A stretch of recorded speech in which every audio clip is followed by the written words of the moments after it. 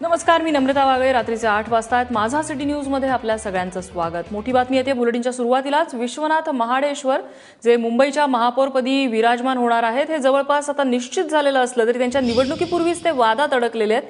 महाडेश्वरांनी त्यांचं राहतं घर नियमबाह्य पद्धतीने विकत घेतल्याचा आरोप होतोय.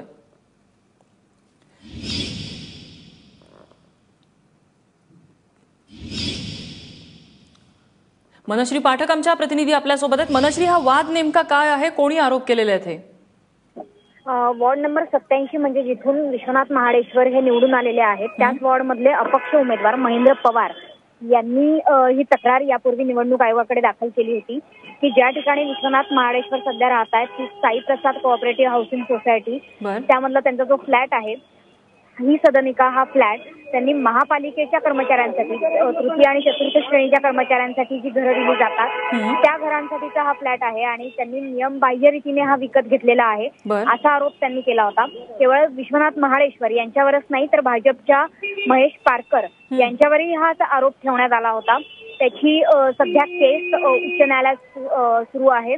काही दिवसांनीच त्याची सुनावणी देखील होणार आहे. जोपर्यंत ही सुनावणी पूर्ण होत नाहीये तोपर्यंत विश्वनाथ महाडेश्वर यांना महापौर पद देण्यात येऊ नये अशी मागणी महेंद्र पवार यांनी केलेली आहे.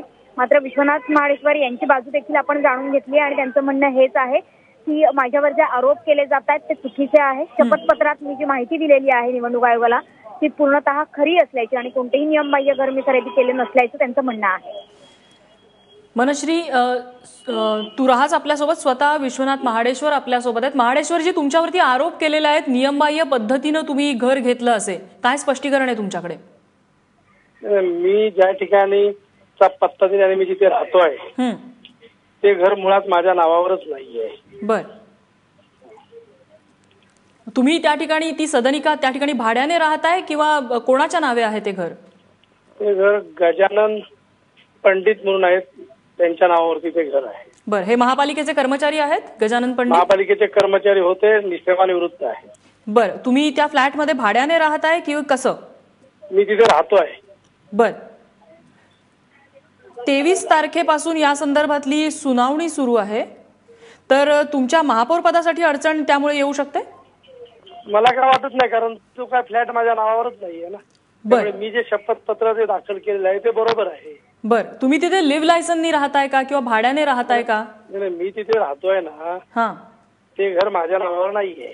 पण सध्या तुम्ही तिथे कसे राहताय? की म्हणजे फक्त बोलीचालीवरती तुमचा हा व्यवहार झालेला आहे की तुम्ही पद्धतशीर त्या ठिकाणी लिव्ह लायसन केलेलं आहे, भाडे करार काही केलेला आहे? मी तिथे भाड्याने राहतोय. भाड्याने राहताय. या संदर्भात काही भाडे करार वगैरे केलेला आहे तुम्ही मूळ मालकाशी? हो हो हो.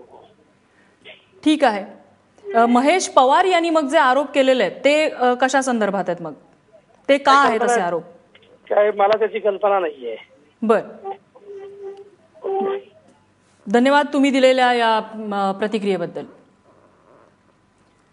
त्यामुळे आता महेश पवार यांनी आरोप केलेले आहेत. अपक्ष उमेदवार होते ते वॉर्ड क्रमांक 87 मधले. यापूर्वी त्यांनी अशा प्रकारचे आरोप केलेले होते आणि त्यानंतर आता महाडेश्वर यांचं असं म्हणणं आहे की त्या ठिकाणी भाड्याने मी राहतोय, ती मूळ जागा एका महापालिकेच्या कर्मचाऱ्याची आहे.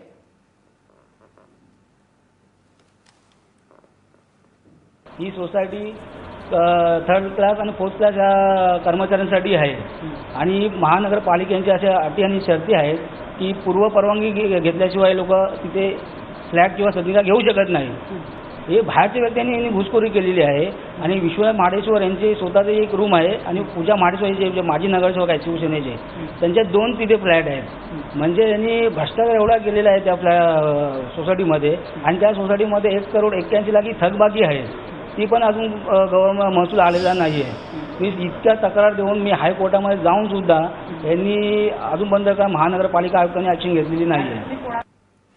त्यामुळे आता महापौर पद या संदर्भातली निवडणूक होण्याआधीच आता आणखी एका नव्या वादाला तोंड फुटलेलं आहे.